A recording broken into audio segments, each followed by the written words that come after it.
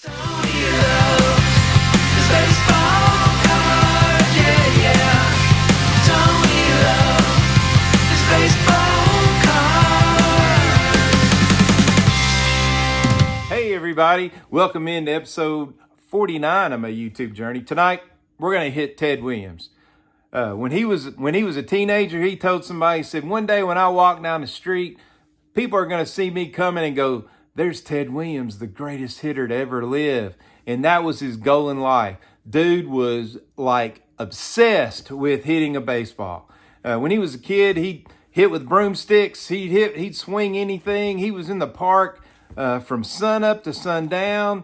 He lived in San Diego. He was born there in January of 1918. And so with the weather there, they could play year round. He grew up on Utah Street, which was right down the street from Balboa Park, and would play with all his buddies, made great friends there in the neighborhood. But his mother's name was May, and her nickname there in San Diego was Salvation May. And there was a reason for that. She was really big into the Salvation Army. Now, we see Salvation Army people at Christmas ringing the bell in front of Target or Walmart or any of the stores with a little kettle. We think about that as there's just people that are volunteering to do that to raise money around Christmas time, and that is true.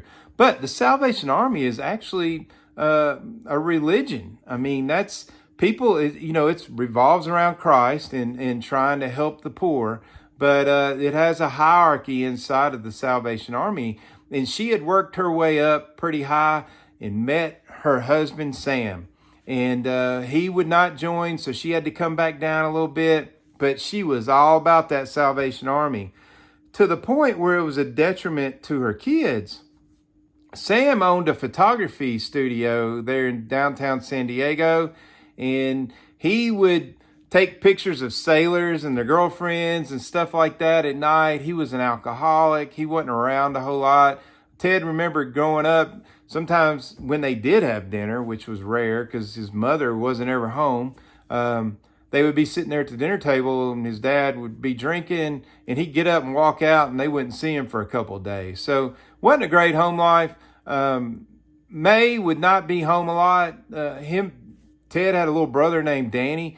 They would just be out in the streets. They didn't have a lot of food. So a lot of times, they got to be buddies with their neighbors and they would go over there and eat. Or some nights they just didn't have a lot to eat. So it wasn't a great home life. And the way May was, you can see later in Ted's life the way he treated his wives and women in general. He didn't treat women right. It was not a good deal with how he acted towards his wives and women in general. And also, May put her religion ahead of her sons. And she would dead up tell you, like, I'm doing God's work. God will take care of them. He'll make sure they're not hungry. Well, you know what? God also expects you to take care of your kids.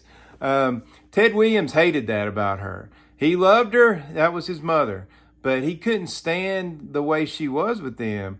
And so later on in life, you see Ted revert back to who his mother was.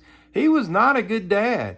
He was not a good husband. He cheated on his wives. He talked really bad to them, talked down to them, and all that kind of stuff.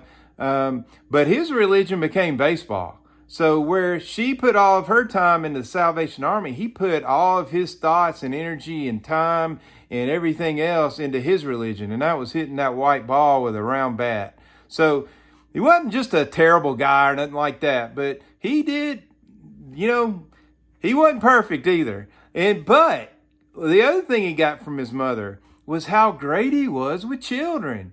Later on, he became involved in the Jimmy Fund, and he's known for that. And when he was in Boston and playing, people would get in touch with him, and there'd be a kid with cancer in the hospital or any kind of ailment or disease and looked like it might be fatal. He would go visit them, and he would never let the reporters report on it. He wouldn't allow cameramen. He said, if you take a picture, I'm leaving. And so they weren't going to ruin it for the kid. And back then, they would let a player have some privacy when it came to stuff like that. So there's this one story where he goes to the hospital and he's sitting there with this young boy, and Ted Williams is his hero, and Ted had a day off that day, and he went and saw him, and they had a game the next day, and the little boy wouldn't let go of Ted's hand. So that night, Ted had him bring a cot in there, and he slept by that boy's bed in the hospital all night long, holding that little boy's hand.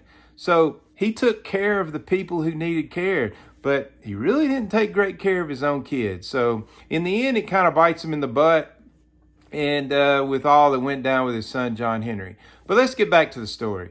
Ted Williams grew up playing in those parks, tall, lanky kid, liked to swing the bat, left-handed hitter, just cranking balls out. He would hit balls in high school. They played on a football field basically, and it was short and right field, and they had a big screen up. And if you hit it over that screen, it was a ground rule double. They said he hit some of the longest doubles in the history of baseball while he was in high school. Playing there in Southern California, he ran across Jackie Robinson playing for his high school team. They played in the same tournaments down there. It was a really strong baseball environment back then. He got noticed by some scouts. So the Yankees came. They want to sign him. He won't sign with the Yankees. His mother and his dad he's at this time 16 years old. His mother and his dad are really trying to control the situation. His dad, even though he wasn't in his life, really, he was drinking and doing what he was doing.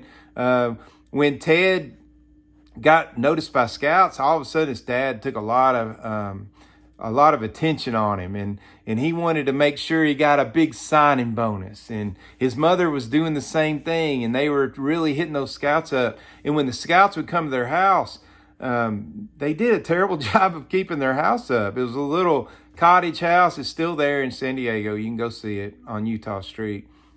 But they let the landscaping grow up. There's weeds in the yard. There were mice running around inside the house. The furniture had holes in it. And Ted, he was embarrassed. So when the scouts would come over, it says Ted would sit on the couch and make sure he was sitting on the hole so the scouts wouldn't see it. And one time a mouse ran across the baseboard and right past one of the scouts, just embarrassed the snot out of him. So that was his life. And so he never really had another job, never even thought about doing anything else but play baseball. So his mother ended up talking to some people there in San Diego. There was a new team called the San Diego Padres.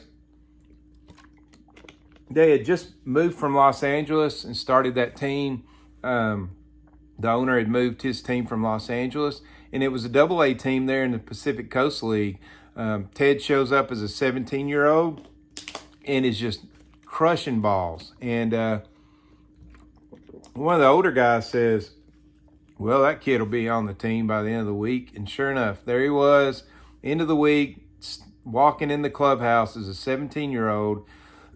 He was 6'3", weighed 145 pounds. So string bean, they couldn't figure out how he got his power, but he had easy power, could hit a ball a mile. And so that's Ted Williams. While he's there playing for the Padres, he meets Bobby Doerr, who's a couple years older than him. And he meets Dom DiMaggio, who both of those guys become teammates of his with the Red Sox. Plays a couple years for the Padres, and it's pretty raw, and is learning the way. He's a loud, bombastic kid, just walking in rooms, flipping people's hats off, and just loud and obnoxious, but very cocksure of himself. Again, that's about time he was telling people, I'm going to be one of the greatest hitters of all time. And while he's there, the Boston GM, Eddie Collins, comes to town. And that Eddie Collins, the one that had played for the Philadelphia Athletics and was part of that famous infield there. And then later played for the Chicago White Sox. During the Black Sox scandal, was a clean sock. So, Hall of Famer Eddie Collins is the GM of the Red Sox. He comes to town going to scout Bobby Doerr and notices this tall, skinny kid with a smooth, easy power swing. And is like, man, this kid's going to grow into something. So he's very interested in him. He keeps calling the San Diego Padres GM about it and the owner trying to find out what it's going to take to sign Williams as well. He signs Bobby Doerr. Bobby Doerr leaves. Ted Williams plays another season there because he's only 17, so he needs another season to get ready. The next season, the Red Sox sign him. Ted had a great year that year for the Padres. Bobby Doerr and him are going to go across country to spring training, and they're going to get on a train. Bobby Doerr is telling Ted all about Jimmy Foxx and how he hits baseball. And at that time, Jimmy Foxx, when he retires, is the second all-time leader in home runs behind Babe Ruth. So dude was a beast. Well, Ted, he's all full of himself. Well, wait till Jimmy Foxx sees me hit, So he's full of himself. He's not going to let anybody say that he's not the best. He gets to Boston, spring training, I believe is in Sarasota, and doesn't do that great. And they can tell he needs to go to the minor leagues. They send him up to Minnesota. While he's up there, he discovers Minnesota fishing and hunting, and he fell in love with the state and moved up there during the off season for a while. Met his first wife up there. Then in 1939, he comes to spring training after having a great season in Minnesota. And you could tell he was a can't-miss guy. While he's in Minnesota, I don't want to leave this part out. Right when he gets there, there's a guy there named Rogers Hornsby. And that meeting was a huge deal. He spent a couple of weeks with Ted there, and Rogers was kind of retired, but he was still trying to kick around, and he was trying to be a player manager or a coach or something like that. And he's really working with Ted on the idea that a walk's not a bad thing. If you see a pitch that you can hit, doesn't mean you should hit it. Wait and be patient at the plate and get a ball you like to hit. And I remember being in college when I was playing ball there at Belmont University and reading Ted Williams' Art of Hitting. And that was a big thing to him even then, about knowing your strike zone, knowing where your hot spots are. But that's what Roger Hornsby kind of taught him. Said, why would you hit a ball over here in this count when you can wait for one? And if they give you this ball, that's your sweet spot. That's what you should be looking for.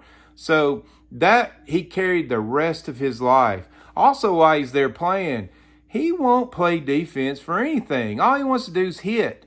Sometimes he'd turn his back to the batter while he's in right field and do jumping jacks and act stupid. And there's this story there's this famous quarterback named Sammy Baugh, who was also a fantastic baseball player. In fact, he got his nickname Slinging Sammy when he played baseball at TCU.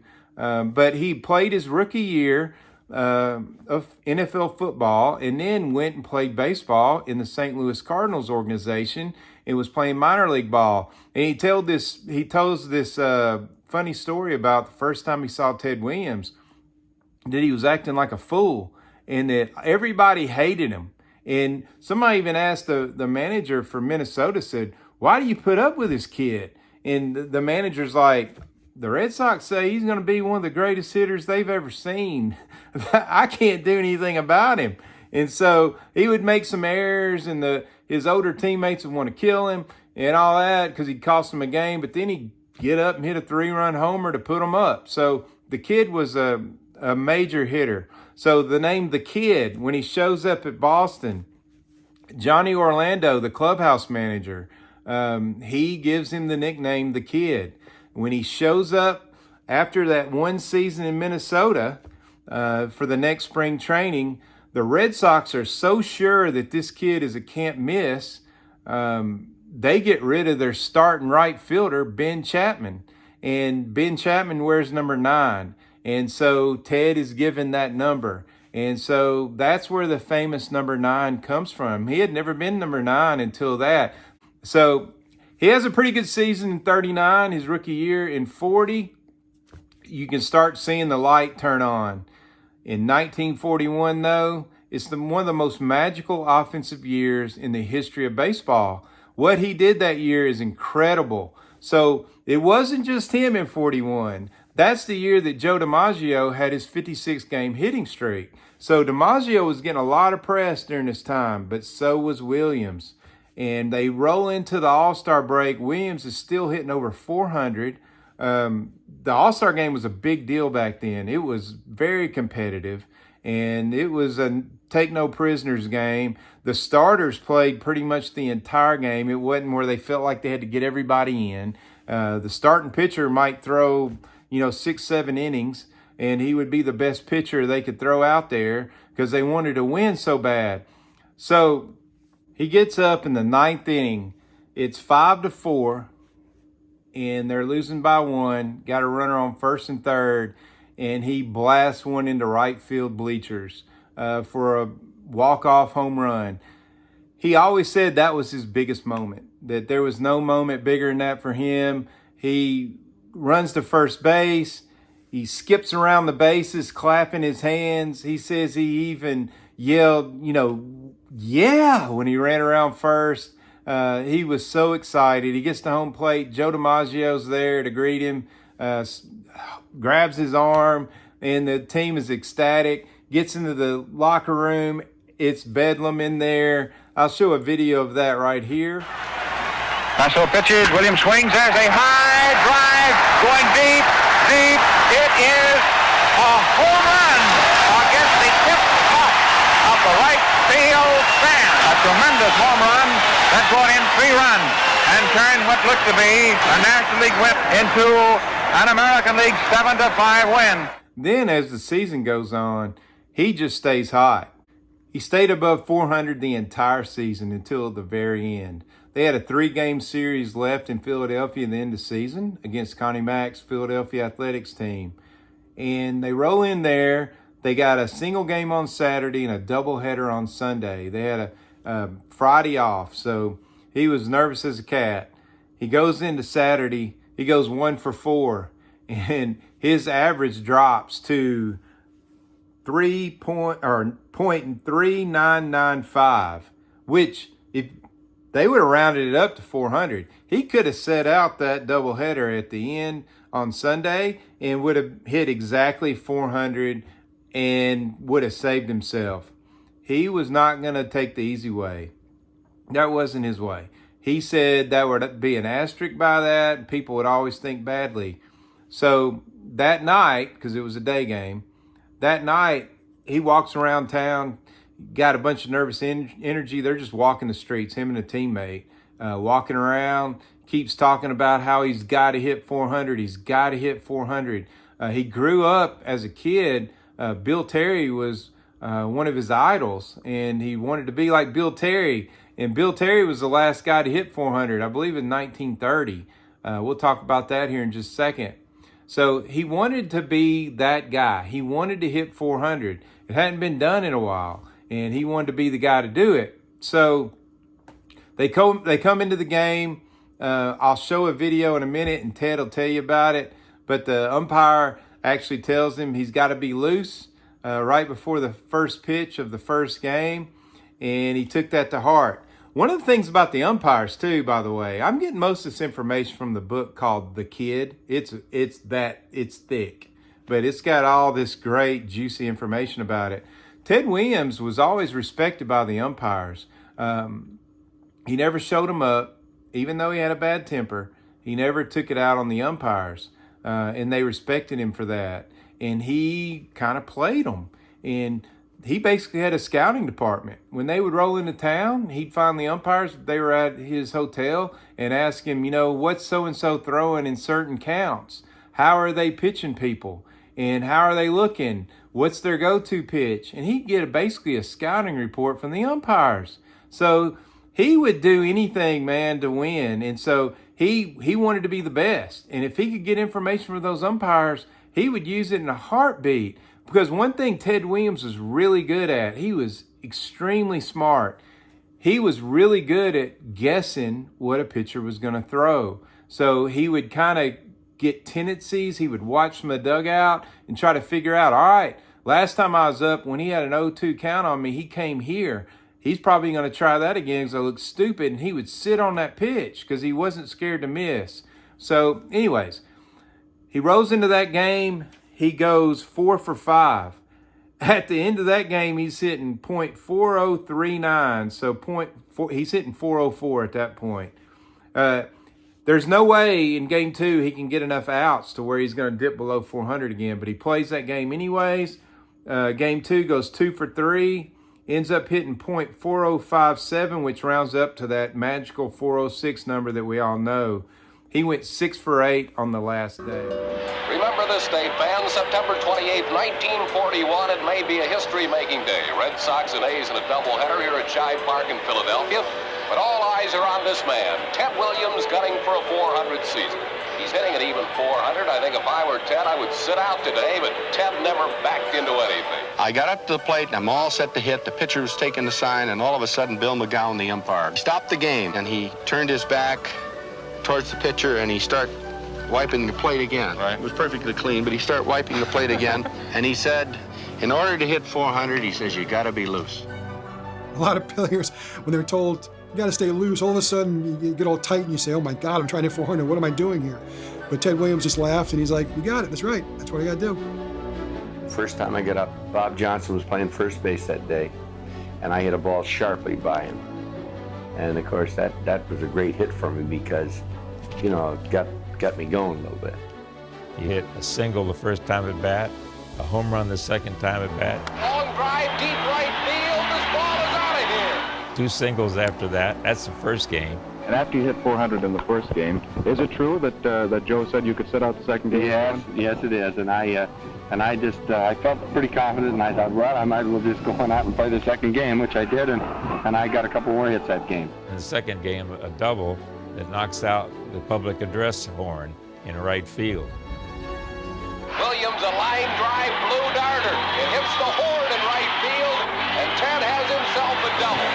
Ted finishes the doubleheader 6 for 8. He goes 6 for 8 in the 2 games, and he winds up hitting 406. 6 for 8 over those 2 games. Instead of batting 400, he winds up with 406.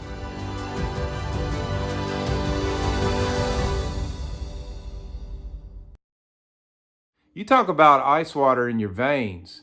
So let's talk a little bit about that. After the game, the Philadelphia A's fans rushed the field. They were so excited. Imagine being there that day. He is the only player to hit 400 in a modern era. It could possibly be the greatest offensive season ever. If sac flies weren't counted as outs, he would have hit anywhere between 411 and 418. Because back then, now a sac fly just doesn't count as an at-bat. Like if there's a runner on third, you hit a fly ball to the outfield, they tag up and score. That's not an at-bat. Doesn't count towards your average or against your average. He would have hit 411 or 418.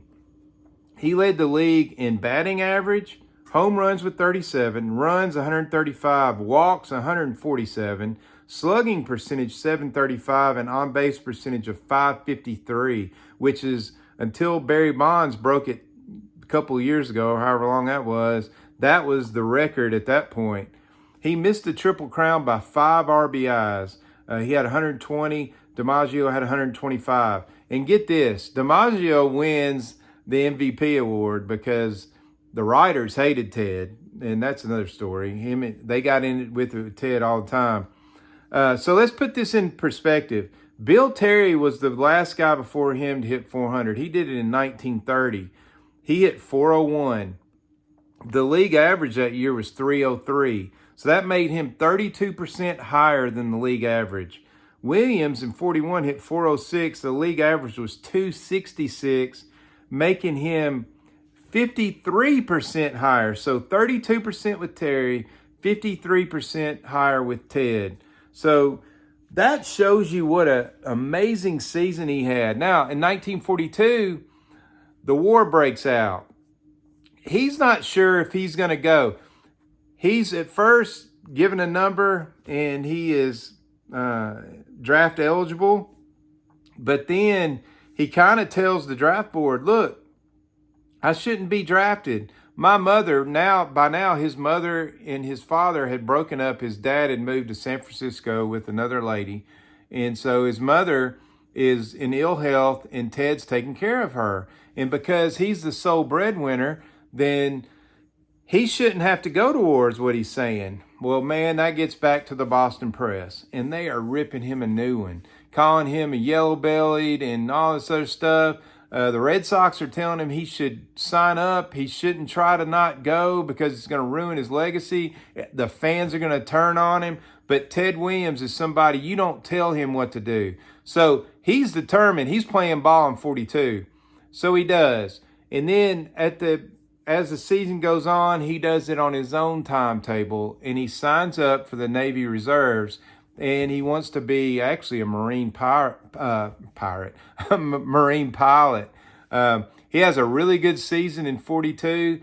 Again, wins the Triple Crown in 42, but Joe Gordon of the Yankees is the one that gets the MVP award, even though his stats weren't even close to what Ted's were. Joe Gordon had a good year, but Ted had a much better season. Still didn't win the MVP. So 43 rolls around. Ted gets called off to war. At this point, he's known as a war hero, but he fought tooth and nail going to war.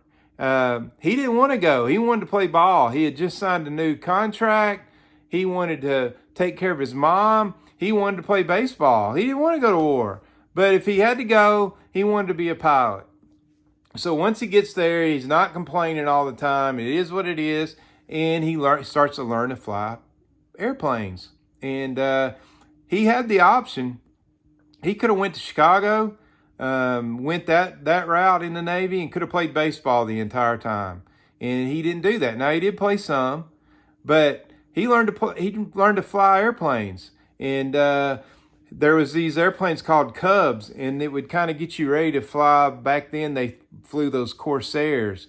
And he wanted to go to war. He wanted to shoot people, and he never got the opportunity. So by the time he was going to get shipped off, he had actually become a flight instructor at the flight school there, and he was really good at it. He was a really good pilot, and so he finally is going to get shipped over to the Pacific Theater and fly sorties over there.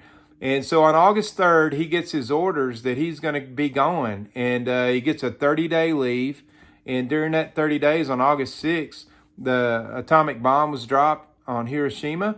And then in September, the war ended. Well, he still ends up having to go to Hawaii. He ends up at Pearl Harbor and does his last 4 months there and plays baseball while he's there on the base team.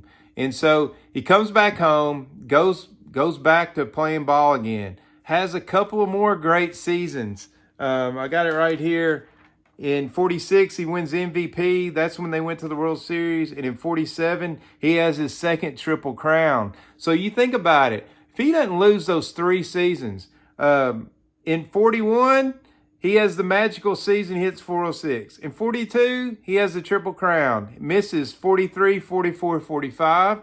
46, comes back, doesn't even have rust, wins the MVP. 47, he's second to Triple Crown. I believe in 46, he just barely missed a Triple Crown as well. So if he doesn't miss those prime years, it's the old what would have happened kind of deal. 51 rolls around.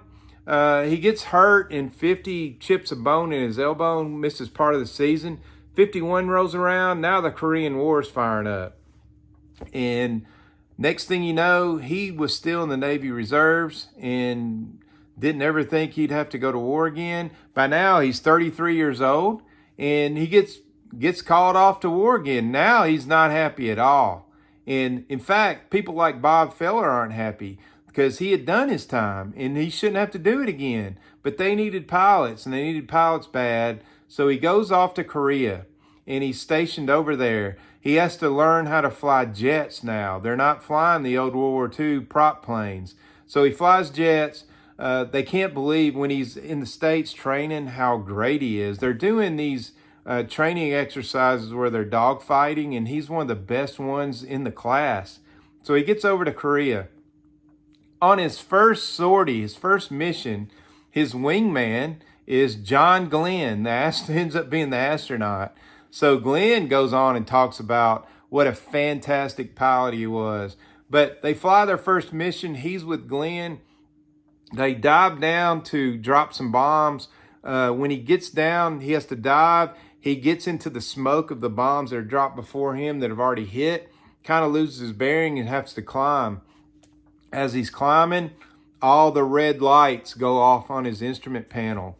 He tries the radio that he's in trouble. His radio was taken out. His landing gear won't work. His flaps won't work.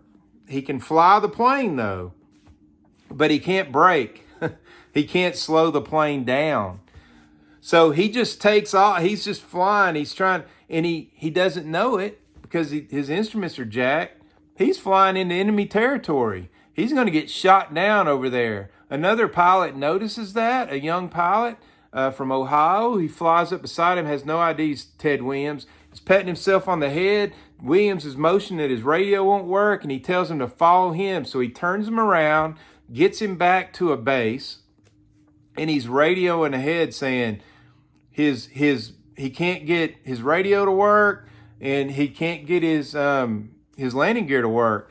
Ted Williams comes flying over the base with a 16-foot plume of fire coming out the back of his jet. A piece of the bottom of his airplane falls off, lands on the mess hall. The pop from that sound scared him. He thought his plane was blowing up. In fact, it could have blown up. He was within minutes of catastrophic death. He thinks about pulling the ripcord and ejecting, but he's 6'3". 6'4" is as tall as they'll let you be to be a pilot, but those jets had really small cockpits, and he was scared if he ejected, he was going to bust his knees up or break his back on the canopy of the plane, and he didn't want to lose his baseball. So he would rather die than not be able to play baseball again. So he does a circle. All the fire trucks come rushing out there. He comes in hot, going to have to land the plane on its belly. Comes in, just skidding, sparks flying everywhere, flames flying everywhere. He's going down the runway. There's a fire truck down there. He starts to skid off the runway. The fire truck is going to get drilled. So the fire truck peels out of there and leaves, dust. And he goes all the way the length of the runway and stops. Hits the canopy thing. It opens. He flips out onto the pavement. And he talks about he's just pissed. He's mad that happened. And he almost died. And at that point, they know by now that it's Ted Williams. There's this big, huge group of people gathered knowing now that this is Ted Williams. From the time he got hit back there dropping those bombs, all the way to he landed was like a 15 to 20 minute span. And by then, word had got around the base. And so he gets out. They go down and pick him up, and he's mad and he's shook and all that. And then the word gets out, and it's all over the papers that Ted Williams almost dies in a fiery plane crash in Korea. And now he's a war hero. Like the PR department in the military kicks it up in high gear. If Ted Williams is over here doing this, why don't you want to do it too? And they're really building him up to be the hero that he was. So he ends up flying, I got that right here. He was flying the F-9F Panther jet, but again, that was his first mission. 24 hours later, they sent him out on another bomb mission. And then after that, they grounded him for 3 days to let him rest. But again, John Glenn was his wingman, and he flew 39 missions over there. Then he developed pneumonia, and after that, he had an inner ear infection and he couldn't fly anymore. So after that, they discharged him. He was really upset about having to go over there, though. He thought that if his name wasn't Ted Williams, they wouldn't have sent him. He thought they were doing it for a PR move. So he gets out of the military. He comes back, plays part of a season, I believe in 53. And actually hits over 400. He just played like the last couple of months of the season and hit over 400 after being in the military. Then still has solid seasons. In 1957, Mickey Mantle, of course, wins the Triple Crown in 56. In 57, Mantle's on another Triple Crown year. But But a 40-year-old Ted Williams beats him out of it. Ted wins the AL batting championship. Well, actually, he was 39 in 1957. In 1958, he wins the another AL batting championship, his last one. And then in 1960, he says he's going to retire at the end of the season. So that sets up another big thing. In 1960, the last game of the year, they're playing at Boston, and they do Ted Williams Day. And he speaks before the game. There's different dignitaries talking. He's kind of pawing at the ground, looking at the ground with his foot, and he actually gets up and talks to the crowd. By now, there for a while in his early years, he hated the crowd. He would spit at them, flip them off. They gave him heck for his defense. If he dropped a ball, and had such a big ego, he couldn't understand why they would yell at him when he was their best player. And it just made him mad, and then the papers piled on him, and he just hated everybody. So by the end, the fans kind of got on his side and got against the papers. The papers there in Boston were awful. So, in fact, he got into it with a couple reporters before the game. They wanted to take his picture. He said, "I've been here for 20 years. You should have enough pictures by now." So it was stuff like that. So he was just always combative with him. He gets up his last time. Everybody knows it's going to be his last at bat in the major leagues. And just a magical moment. He gets up, drills a home run in his last at bat. In typical Ted Williams fashion, I'm going to play that video right here. Ted Williams, greeted by thousands of fans in Boston, come to pay tribute to the great slugger who previously had announced his retirement from baseball at the end of the season. And this day is his last at Fenway Park. A record-breaking major leaguer since 1939, Ted is deeply touched at this home plate farewell. In what becomes his final major league appearance at bat against Baltimore in the 8th inning of the Red Sox final home game, a long drive to deep right center field, going, it is gone. A 450-foot home run, his 521st, third highest total in the major leagues of all time. A fitting finish to a fabulous batting career that includes 6 American League batting titles, a lifetime average of .345, and the last major leaguer ever hit over 400 in a single season.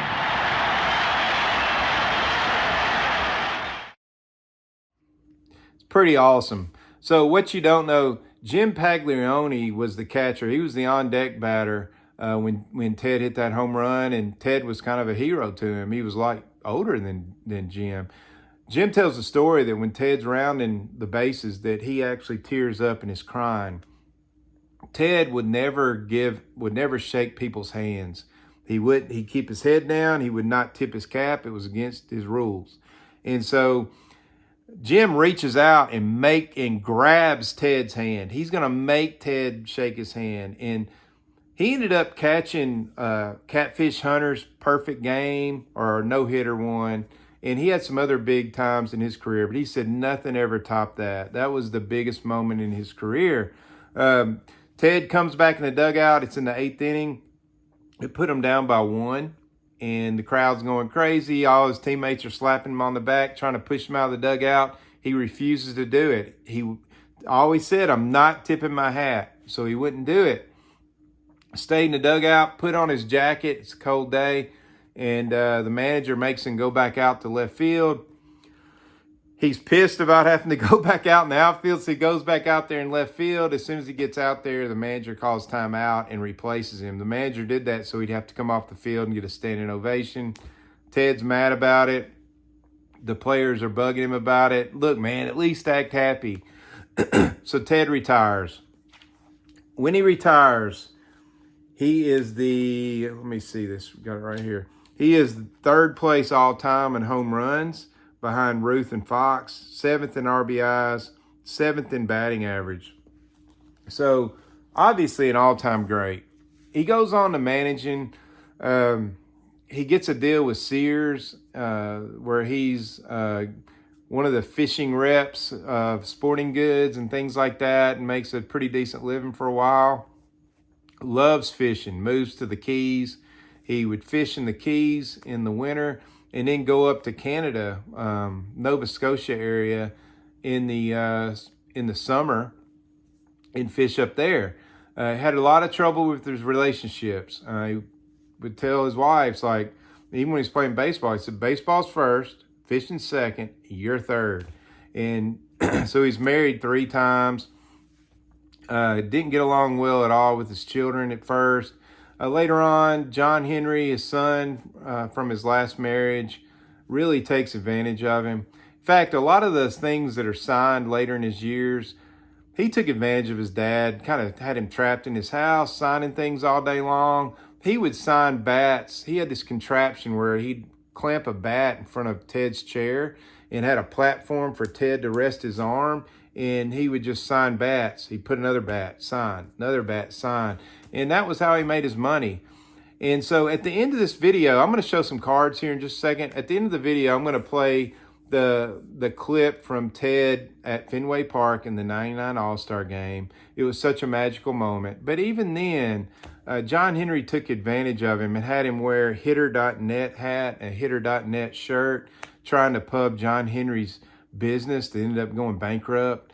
And so anyways, he took advantage of his dad. John Henry ended up dying young too, I believe Hodgkin's disease or leukemia one, something like that, had cancer. So anyways, tragic way of going out, but Ted had a great life. He lived the all-American life, fought in wars, was a war hero. I've shown some awesome pictures, some awesome clips. So right now, let's look at some daggum baseball cards. All right, welcome back. Here's my first card. Love this one. Again, he's a veteran. If they'd have thrown some blue in here with this red and white, and instead of had yellow, did blue or something, it'd have been incredible. But you know how I am with these autographs. I really like this one. I think it's a great autograph there on the card. And auto grade 9. I try to get 9 or 10s if I can. If I can't, don't worry about it. But great card. Love the card. Love the player. This is one of my first player runs. And so I'm going to go oldest, or actually newest to oldest. So, and then this one right here. To me, this is the prettiest Ted Williams card other than maybe the Leaf. And love the blue hat against the yellow. The pose here with the swing, the old school Red Sox logo. I mean, everything about this card, even the green, is amazing. I remember being in 6th grade, a guy named Jim Hupka brought his dad's binder with his whole set of 1955 tops. And there's no way Jim's dad knew he did that. And I was just in awe of these cards. And I remember this card in particular and just thinking, you know, with that smile, I knew about Ted Williams in the 406 season. It was legendary in my mind, even as a sixth grader. I'd already read books about it. It's got a great back. Talks about him being one of the greatest players of all time. Ted is Mr. Baseball himself. He has the highest lifetime batting average of any active player. In 9 All-Star games, he holds a .407 batting average and has captured the batting and RBI crown 4 times. Ted broke his collarbone in spring training last year, but returned to lead the league in slugging and placed 2nd in homers, a real major league champion. So, great card. In 1954, Topps wanted to honor him and make him the bookends to the set. So this is card number 1, the orange card. You know how I am about the orange. But I love the orange in the 54 set. You know, the Hank Aaron has the orange card too. I just think it's a great card. But again, I love the Ted Williams batting poses. I think they're awesome.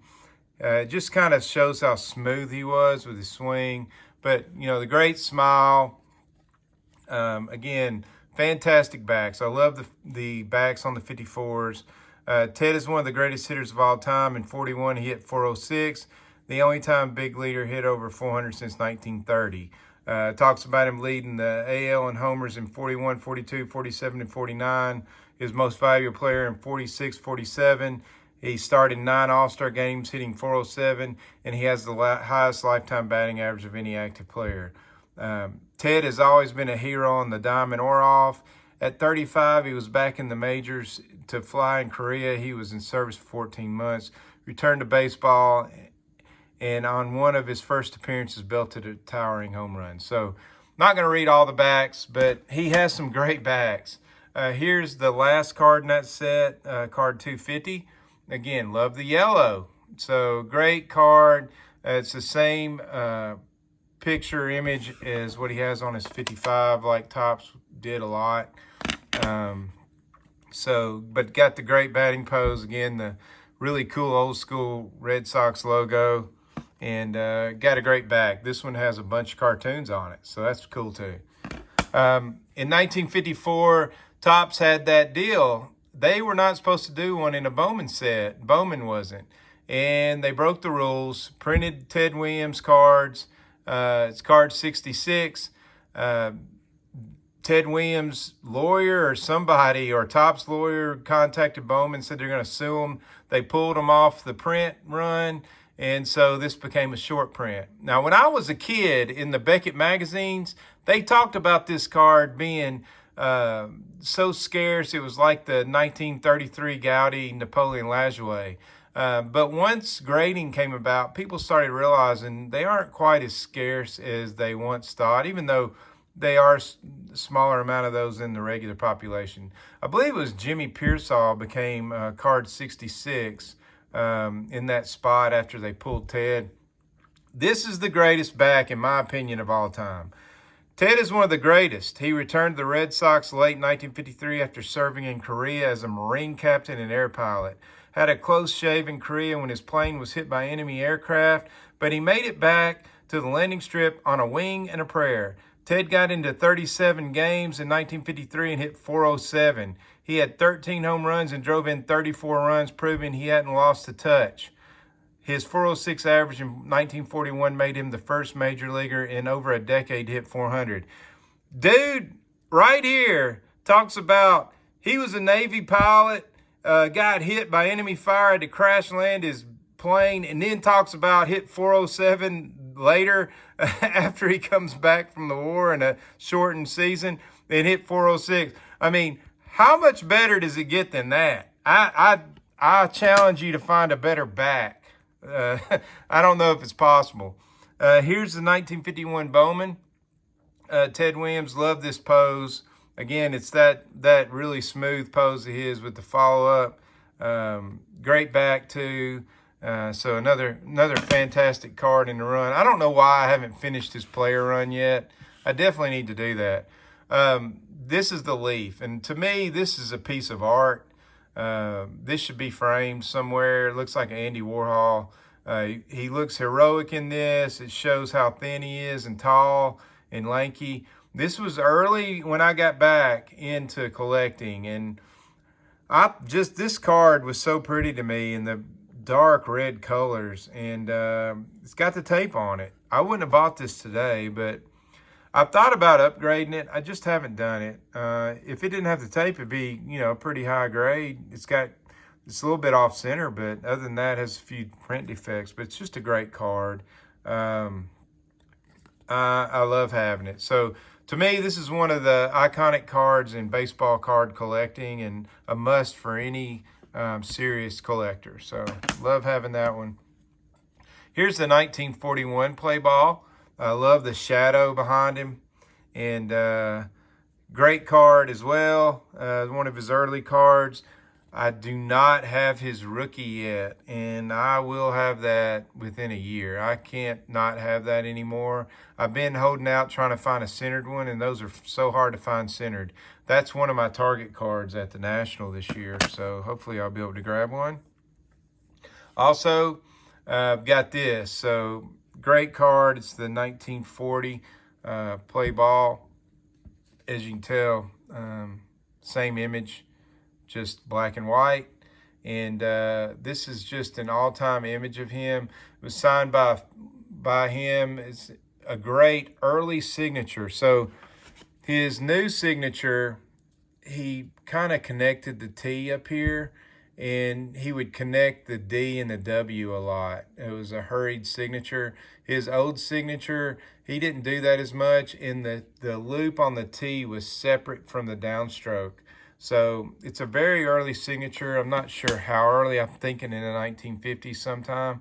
But it's a great signature. Somebody had this glued with some rubber cement in a scrapbook page.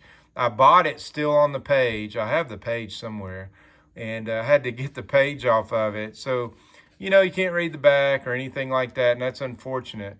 But this is a very low pop card. I can't remember what it is, but it's less than 10 with an autograph. So I'm going to get this graded. I'm just going to get the autograph and get the card authentic, on the slab, and have the autograph graded. So great card. And then last, this is the newest one out of all of them. It's the 7380 TCMA all-time greats postcard. And again, it's signed. And I like this one because it's the same image.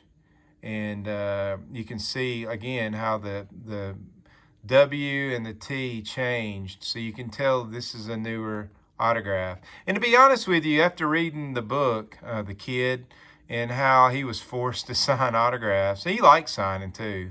But later in his years, it was almost like he was, a cow being milked to make money. He was being milked for his autograph. It kind of makes you feel guilty having something signed by him during that time period. But anyways, that's the cards. And then I do have one last item, and that's the baseball. So he had a great autograph, very classic, and a ballpoint pen on the sweet spot. So I'm going to end this video with the All-Star Game appearance at Fenway Park in 1999. Thank you so much for watching this. Ladies and gentlemen, he wore the Red Sox uniform for 22 years. He wore the uniform of the United States Marines for 4.5 more. He owned left field at this very ballpark. He was the last man to hit 400 in a season, and he did it 58 years ago. He hit 521 home runs, including one on his last at-bat.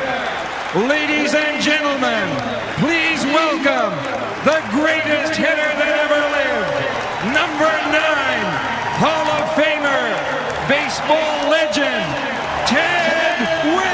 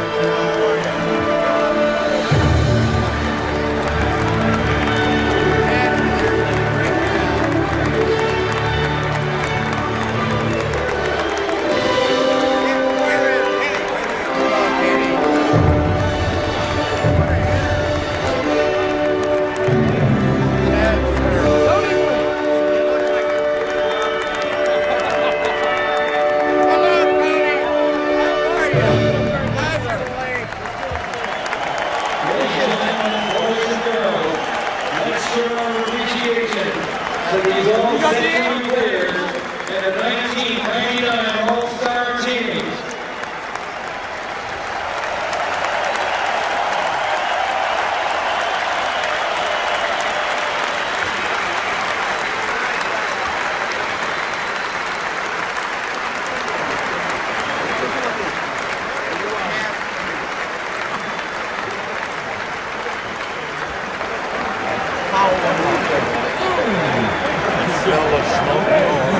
Oh, sure. You know what I told Boston that, and I told Mattingly that. And they looked. Ladies and gentlemen, and all the players on the field, it's requested, please, that the all-century players I'm glad I didn't have to hit it. head for Kansas Alley so that they can take your seats. The legends of this game, today's stars, crowding around one of the greatest to ever play the game of baseball, and one of the greatest to ever serve his country. We try as hard as we can and hope that this moment translates on television.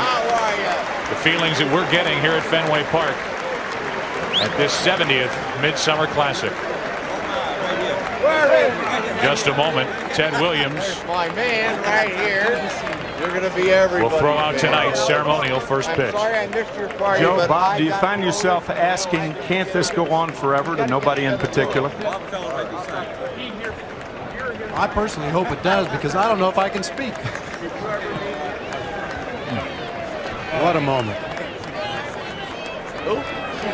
Watch somebody like Mike Piazza, who Ted Williams told at a very young age when he was 16, when he was introduced to him, that you will be a major leaguer after seeing his swing. Ted Williams was right, and here tonight, Mike Piazza on hand to help celebrate one of the game's greatest players of all time. He is a star among stars, and on a night like this, that's saying a lot.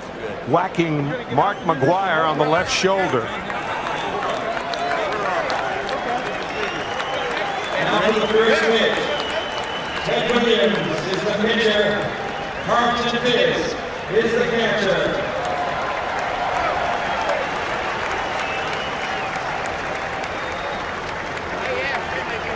Ted Williams will throw out tonight's ceremonial first pitch. He will throw it to Carlton Fisk. I know I saw Yastrzemski on hand as well. A celebration here tonight in Boston. With help from Tony Gwynn. Where is he? He's right there. Oh, all right.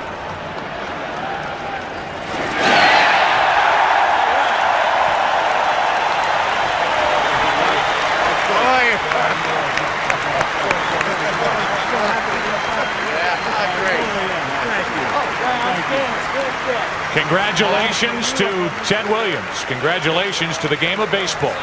Here tonight, a wonderful July night in Boston.